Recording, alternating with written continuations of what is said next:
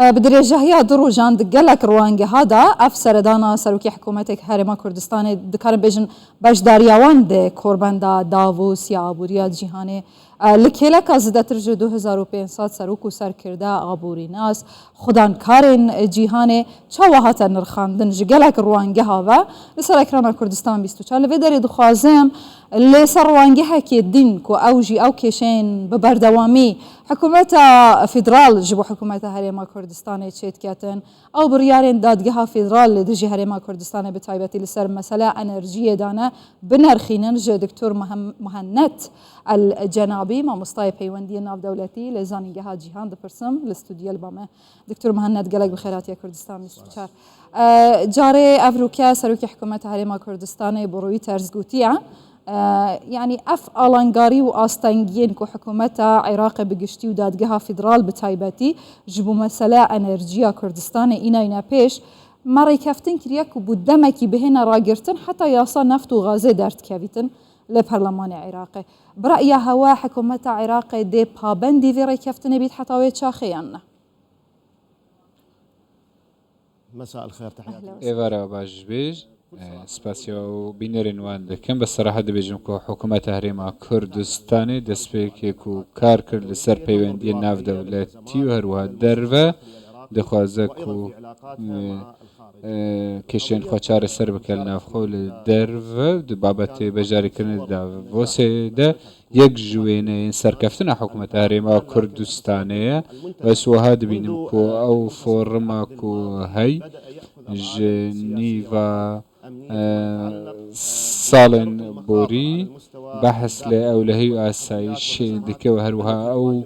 آليغاريين كوتشيبون لحنبري دولتان وبجدارية حكومة هرما كردستان وحكومة فدرالجي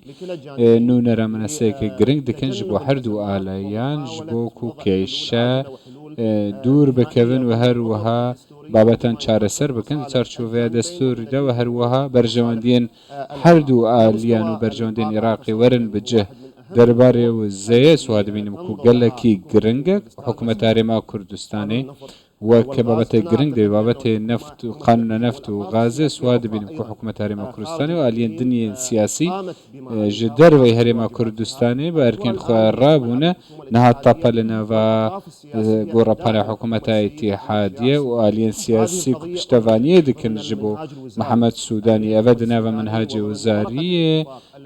Sûdanî daye û herwiha di nava wê kaxezê de ye ku hikûmet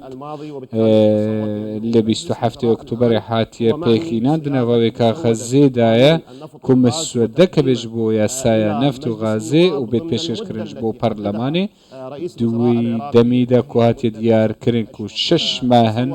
کو سروکی حکومت عراقی چکریه سواد بینیم کو تپل گورپانا وانا قلبنا بري خدينا مشاري دي صدق دهينا سر خالا يكم کو حکومت هرما کردستانی و لسر آسته هر 4 سروکاتیان جی پیشتر راگه هندبو کو اف بریارا دادگاه فدرال نبریارا که دستوریه یا سایه سياسية أي ببرن سياسية لتجي هرما كردستان دي سنة وقرينا همان نقطة أفراستينا هاي تسلماندن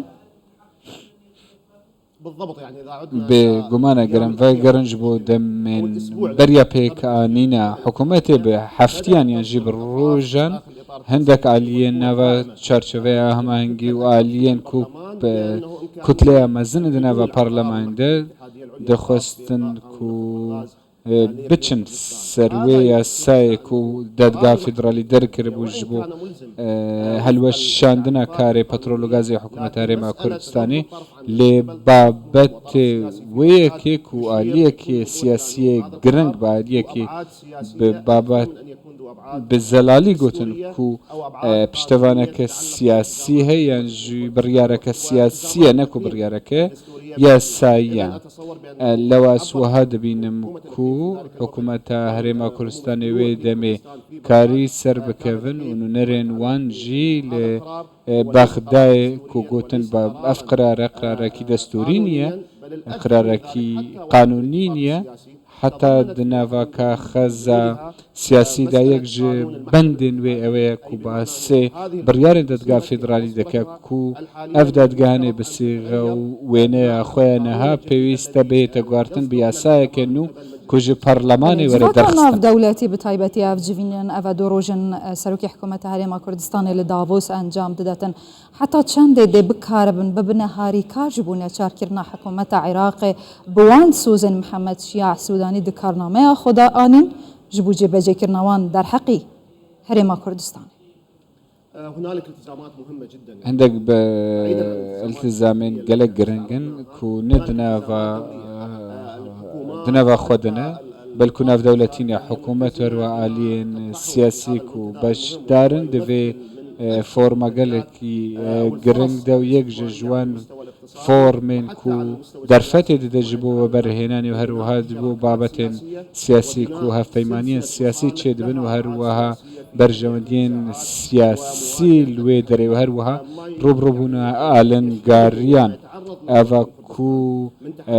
حكومة هريما كردستان دي جالن غاريا وج كريزن جاليا حكومة اتحادي وج جروبين تشكدار وهروها دولتين جينار وكتركيا وإيراني وكركو إمكانية حكومة هريما كردستان جبو تشكرنا هاف بش وف بيمانيا لقل كومبانيين مازن سواد بين كوكاريغري كارني ديكا لسر حكومة هريما كردستان وهروا التزام آليين سياسي لبغداد ودولة دنجي درفا دكتور مهند فرصتك هريما كردستان ديشنا دافوس دي سافا جرمالايتا بوچان برسدي سروكي أوكرانيا بريا فيديو كونفرانس دا أغفيت ببين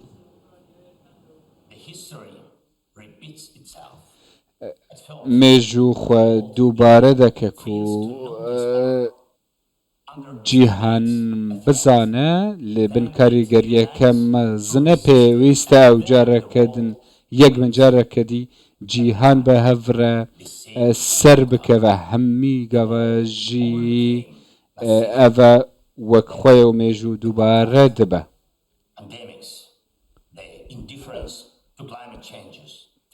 پتا هنه هر وساکشین آبوری هنه و هر وها ابابتين كو كرملين دكا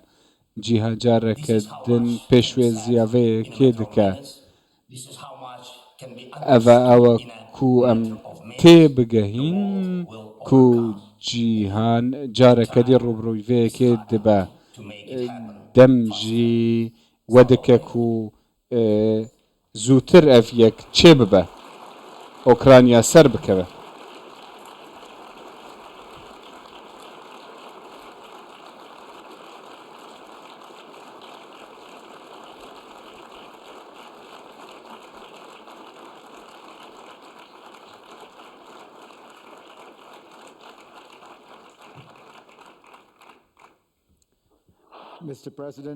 برای سروک سپاسیاتت کن جبو و مسجا کتگاندی به لکو سندک پرسیارش تبکم از دزانم کو چند کارگلی سرته سپاسیاتت دکم من به لکو سرساخین ما و هروا سرساخین حمویان بدن كو لأوكرانيا تشدبن لنوفمبر وديسمبر جيحان ديت كو هيزن أوكرانيا يك باجير رزقار كريو بشتينجي جندك باجير اندن جي وهاد تدديتن كو شردن هادا دچنا وقناغ كده كو جوازش بيشتر تدكاري جمرة بيجي شر جبوتا چوايا لچپرين بيشيه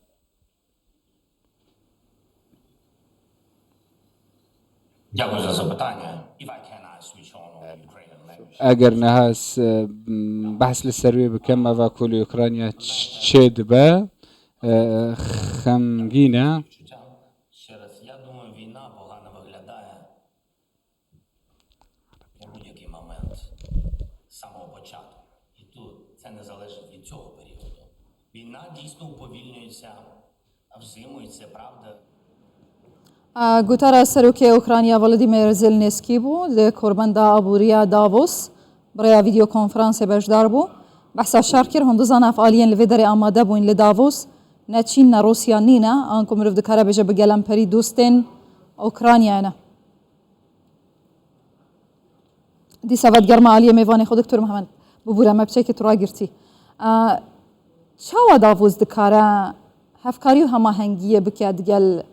جیهانه که پرتوازه یا پارچه پارچه بویی دناوا شرکی و دنیا که قیرانان دا دناوا وان جی دا عراق و هرما کردستان کو بخود ناف خوشی دا پارچه پارچه نه. هذا سؤال مهم جدا. بسيارة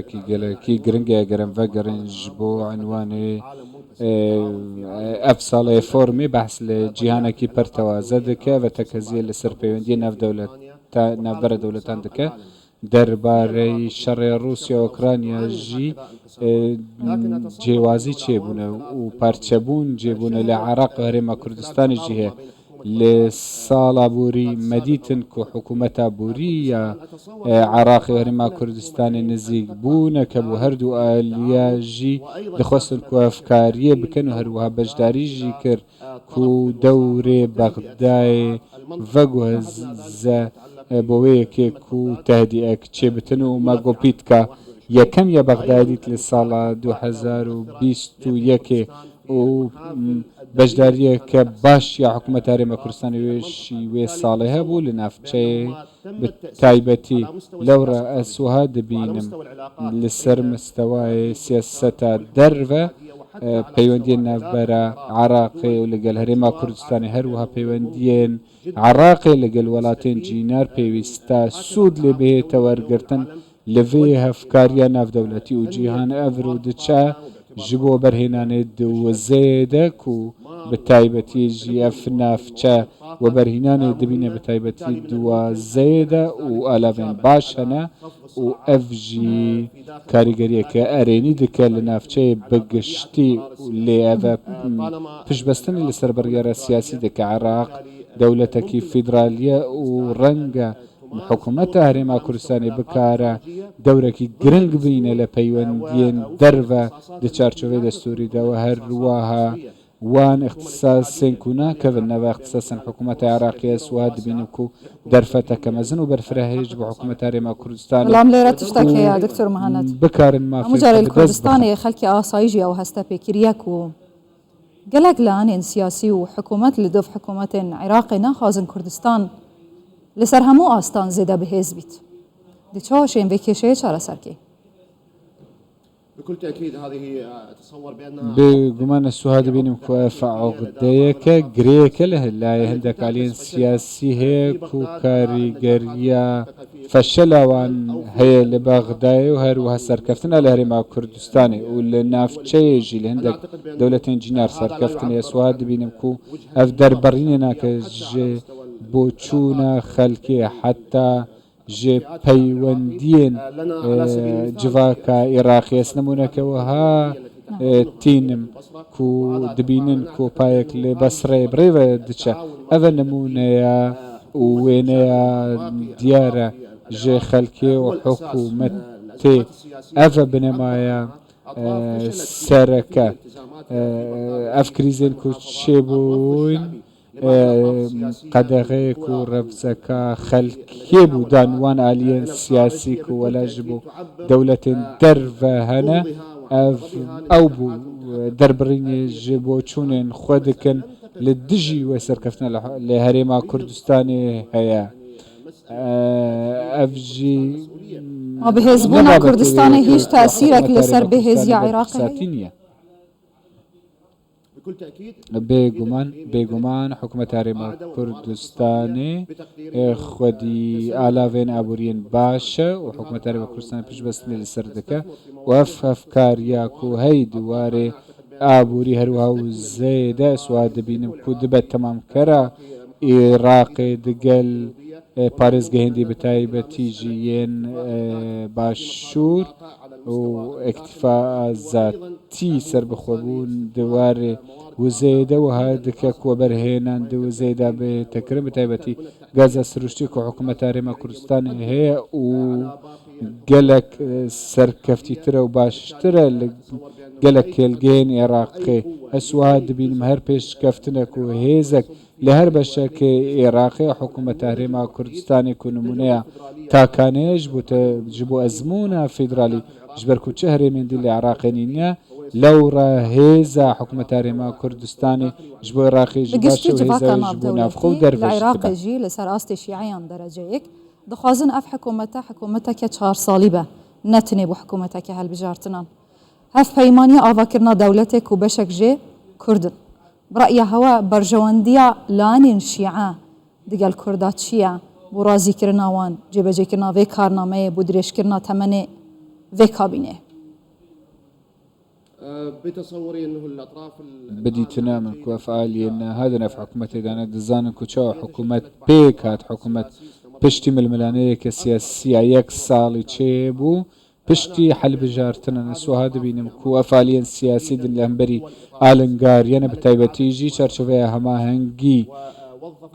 لقل حكومة هريما كردستاني وهروا فسايلو آليه وجروبين ميليشياتان تشيكرن كو إيرج بكنا سر حكومة هريما كردستان لأنها كاغزة كي لقل حكومة هريما كردستاني بيويست ما في هريما كردستاني بجه بينم أسوهاد بينم كو أفعالية سياسية نها آلنگارية كي جواكي هي وهروا آلنگارية كي سياسي هي كبيستا التزامات خو بجي بكن لهم بري هرما كردستاني وهروها آلنگاري دن كوبرز مقتدى صدر وهروها سني نجي جالينا في دولتي ودروجي وانا آلنگاري هي وهروها سهفكارية سربازي هي بيويستا تماشي برجوان عراقي بكين بري بيوندين ويلقل إيراني وهروها بربرسياري هي بريارة سياسي لبغداي بس وهذا بين مفعال قارية كل سر برز محمد شيعة السوداني السروكي حكومة عراقي وهذا ككو شارشوفي هم هنجي إداريا و حكومة عراقي وهذا تكرنكو هرما كردستان ني أرمانش كرن وشبشن دنجين عراقيش الجنابي مصطفى بيوندي ناف دولتي لزانينجها جيهان جالاكس باس بخيراتي أهلا وسهلا